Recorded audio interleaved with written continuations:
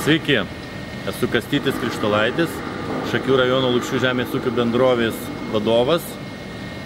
Daugelį metų buvau gyvulininkystės padalinio vadovas. Be galo svarbus momentas yra gyvulių genetika ir tiksliai išbalansuotas racionas. Genetikos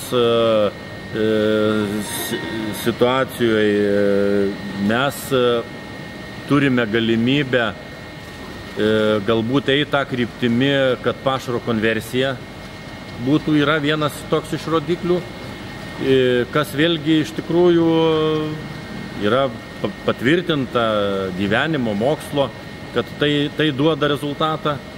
Ir kitas momentas, sakykime, kad ir mūsų atveju, išskaičiuotas racionas iki amino rūgščių lygio, kas leidžia vėlgi nešvaistyti, sakykime, pačių baltyminių pašarų, neduoti jo pertekliaus, bet gauti maksimalų rezultatą su minimaliausiom sąnaudom.